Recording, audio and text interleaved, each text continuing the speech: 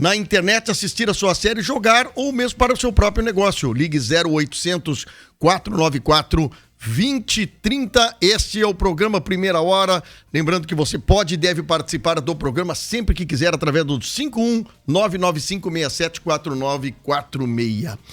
Bom, e conosco na linha uma pessoa que nós já conhecemos, tivemos bons contatos aqui, participou dos programas da Acústica FM. Hoje está um pouquinho longe da gente, mas está feliz da vida com uma menina linda pra caramba. Doutora Fabiane Bittencourt, muito bom dia.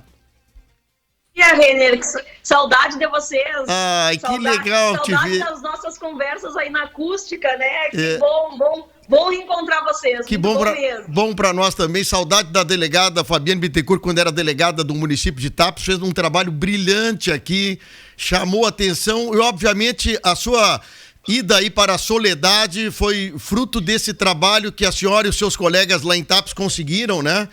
E eu queria saber, primeiramente, como é que tá a vida de mãe dessa delegada?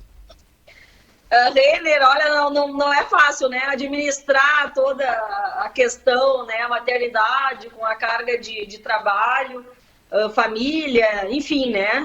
Eu sempre tenho dito que o mundo não é fácil para as mulheres, né? Ainda mais na minha área de trabalho, que demanda, assim, uma dedicação praticamente exclusiva, né, e 24 horas por dia, às vezes é de madrugada, tu não tem hora para sair, não tem hora para voltar, então é bem complicado, mas é uma satisfação, né, uma bebê linda, uma bebê amada, e graças a Deus a gente tem todo o suporte também para ajudar, então isso também facilita. Eu acompanho as tuas fotos aí no Instagram, no Face, eu acho tão lindo esse papel.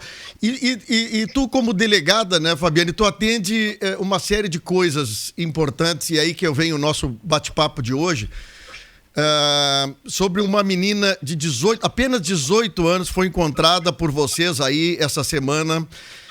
Há muitos dias os pais procuravam incansavelmente ela, depois que ela saiu de casa, e a pior notícia foi de que encontraram essa moça morta e enterrada.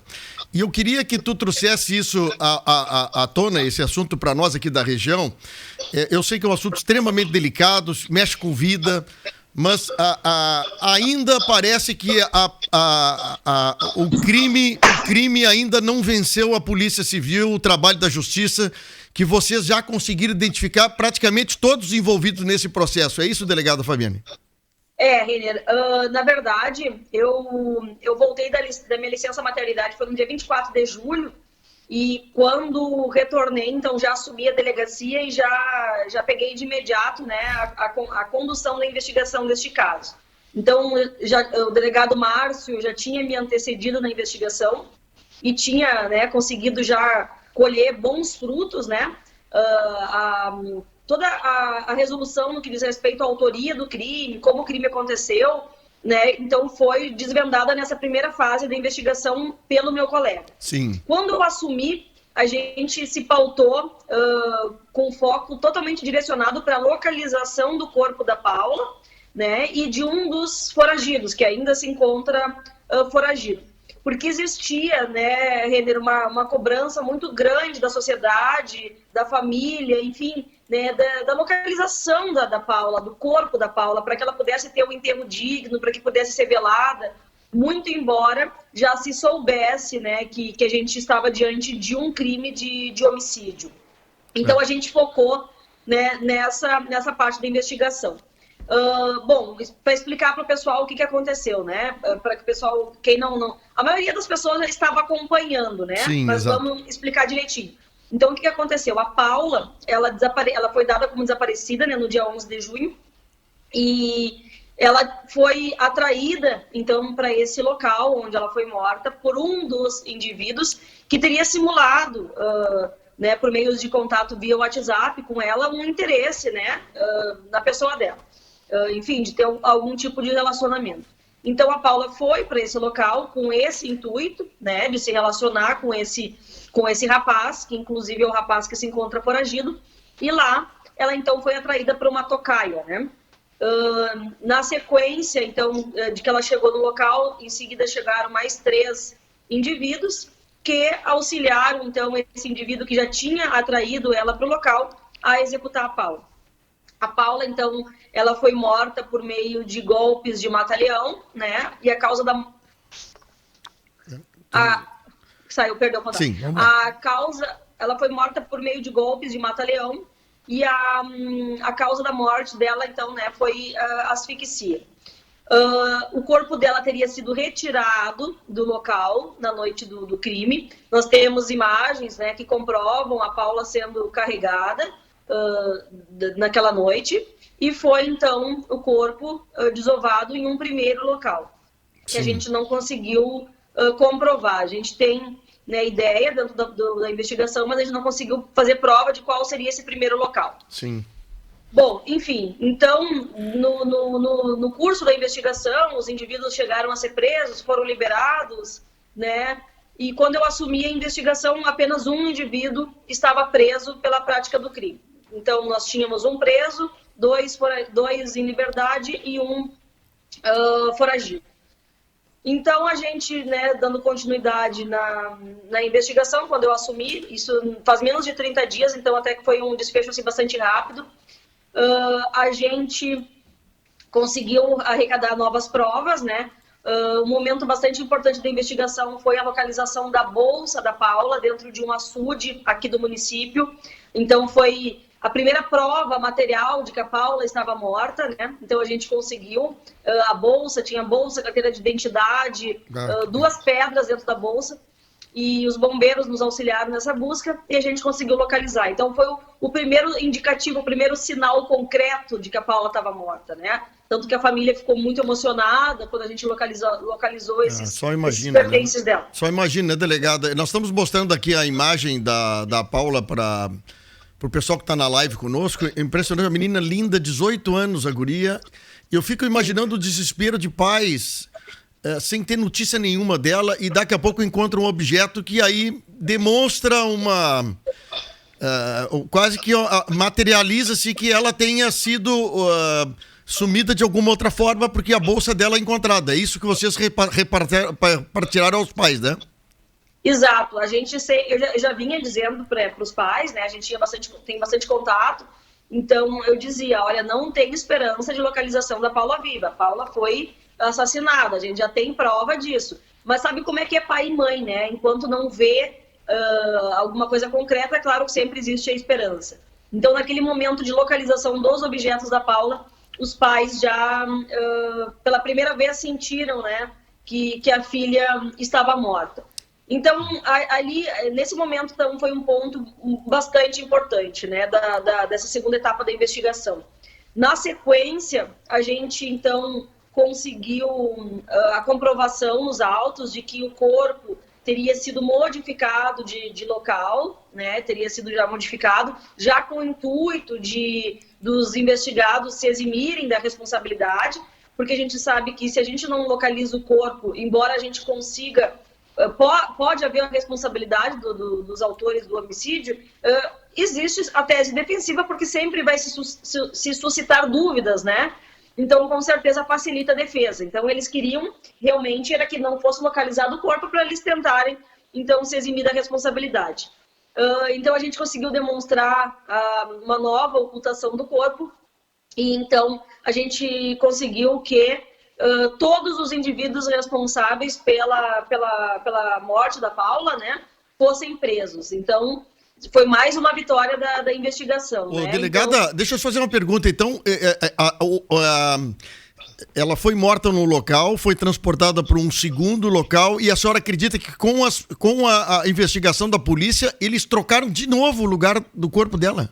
Sim, isso já está demonstrado, já está comprovado. Eles modificaram o corpo do primeiro local quando eles viram que o fato começou a ter uma conotação muito grande, né? Repercussão social, a polícia em cima investigando, as pessoas cobrando, eles ficaram com medo, né, de que o corpo fosse localizado. Então resolveram ocultar o corpo em um local mais escondido, mais seguro para eles, de que não pudesse ser identificado, localizado, né? E foi isso que eles fizeram. Só me confirma, nós estamos com a imagem do foragido aí na tela. É esse rapaz que está foragido ou ele já está preso? Esse é o rapaz que está foragido. É um dos principais autores do crime. Ele auxiliou concretamente na execução da Paula e também foi um indivíduo que, como referi, atraiu ela para o local do crime. Esse rapaz tem 22 anos, olhos azuis. Ele é natural da onde, delegada? É de Soledade. É de Soledade. E vocês acreditam que ele esteja na região ou tenha fugido para locais longe? Qual é a possibilidade de vocês informarem sobre isso, hein? A gente trabalha com todas as possibilidades, né? Eu acho que para muito longe ele não foi. Nós já tivemos várias tentativas de localização dele. A gente está buscando, tenho fé de que a gente vai conseguir localizar. E para muito longe ele não está. Ele está nas proximidades. Dentro do estado, pelo menos a gente acredita que ele esteja. Como é que é o nome dele, delegada? É o Micael. Eu pergunto à senhora o seguinte, ele tem alguma profissão, alguma renda que ele possa ficar fora de Soledade muito tempo? Claro que não, ele não tem, né? As atividades dele na cidade eram ilícitas, ele atuava no tráfico de drogas. Sim. Certamente ele está recebendo proteção para poder se esconder. Né, provavelmente da facção a qual ele participa, né, dos manos, provavelmente ele está recebendo apoio desses indivíduos ligados ao crime. Sim, bom, então nós podemos dizer, pode-se afirmar que a morte da Paula tem a ver com pessoas ligadas a uma facção que suspeitava ou sabia que ela tinha informações que não poderia ser passada para ninguém. Seria isso, delegado? Isso está demonstrado dentro da investigação, né? Todos esses indivíduos investigados, né, do crime, eles são membros, né, da facção dos manos, é a facção, né, hoje que atua em todo o estado, mas ela tem um braço forte aqui no município, na região de Soledade, e então a investigação aponta que a Paula foi morta por membros dessa facção, na verdade, porque a Paula tinha informações, ela sabia de algo que pudesse prejudicar do ponto de vista criminal esses indivíduos. A gente não conseguiu esclarecer ainda na investigação o que de tão importante a Paula sabia, né? O que ela efetivamente sabia que pudesse incriminar esses indivíduos. Pois é, mas ficou comprovado que ela tinha sim alguma informação, sabia de algo que pudesse prejudicar eles do ponto de vista criminal. Que pena. Nós estamos com a foto dela aqui, uma linda moça, e o rapaz do lado, aparentemente, sim, cara bonitão, tudo, né? Quer dizer, e aí, então, esse desvendamento desse crime, delegada Paula, com a comprovação da morte dela, tipo de morte que aconteceu, esse processo já está no judiciário para devidas manifestações do promotor? Como é que está?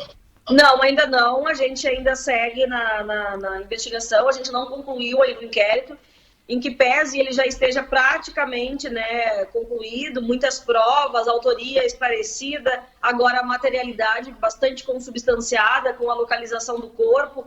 Inclusive, a localização do corpo nos abriu possibilidade de realização de outras perícias, né, que auxiliam também a demonstrar todo o contexto que a gente já vinha trabalhando dentro da investigação. Um deles, inclusive, a questão da causa da morte, né? Eu acompanhei a necropsia e ficou estabelecido que a causa da morte da Paula realmente foi asfixia. Ela não tinha nenhuma lesão por disparo de arma de fogo, nenhuma facada, nenhum osso quebrado, né? O perito constatou que ela foi morta por asfixia, já corroborando aquilo que a gente já tinha desvendado, né, na investigação. Então, foi bastante importante a localização do corpo, né? Outras perícias também foram solicitadas. Mas a gente ainda, quando a gente localizou o corpo, eu tinha acabado de fazer uma solicitação de prorrogação de prazo de 10 dias. Então, a gente agora, neste momento, segue a investigação com relação à localização do indivíduo que está foragido e ainda está finalizando algumas provas, né? A parte documental e também avaliando, verificando a possibilidade de terem outros indivíduos envolvidos, em especial na ocultação do corpo da Paula nesse segundo momento. Que coisa triste, hein? Coisa triste, é um assunto extremamente delicado, mas é importante a gente colocar isso, né, delegado?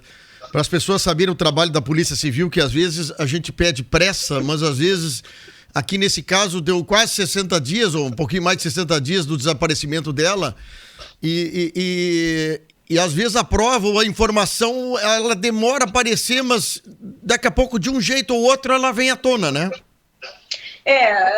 Exatamente.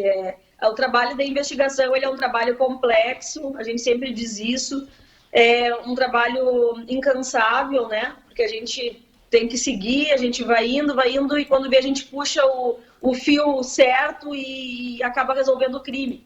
Então, para a gente conseguir chegar nesse desfecho, né, de conclusão, com indiciamentos, com a localização do corpo, muito foi feito, muitas diligências sem êxito foram realizadas antes, diversas, né? A questão é que a gente não pode esmorecer, a gente tem que continuar, tem que persistir, que na hora certa, né, a gente consegue resolver, e foi o que aconteceu. A gente, a equipe anterior à minha trabalhou muito, e depois eu assumi a investigação, a gente também trabalhou diuturnamente, final de semana, sem dia, sem hora, né? Então, isso é muito importante. As informações que chegavam, a gente checava, né, tudo que vinha. Então, é esse trabalho de formiguinha, né, de investigação que é complexo. Delegada Fabiane Bittencourt, foi um prazer falar contigo, parabéns a você e toda a equipe que trabalharam junto nesse desvendamento desse assunto aí, impactou, e essa ligação que você tem aqui com o município de Tapes, com a nossa região, propiciou a gente contar um pouquinho do trabalho da Polícia Civil, que tanto nos orgulha. Muito obrigado, sucesso para você, estamos às ordens também aqui em Camaquã, tá bom? Obrigada, Renner, saudade de vocês aí, precisando, estamos sempre à disposição. Obrigado, até mais, valeu. Delegado Fabiane Bittencourt, que trabalhou em Tapes durante muito tempo e agora está em Soledade. São 10h33. Rápido intervalo, então, e logo depois, Flávio Torino está ao vivo comigo aqui no estúdio para bater um papo, porque tem time em campo. E nós vamos saber as perspectivas e já nós voltamos.